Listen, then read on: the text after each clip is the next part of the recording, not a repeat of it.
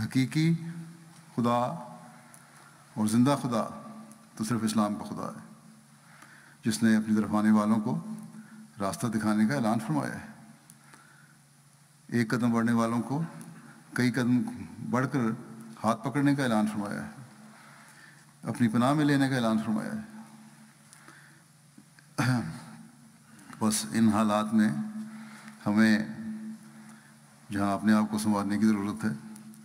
اپنی تبلیغ کو مؤثر رنگ میں کرنے کی ضرورت ہے، دنیا کو اسلام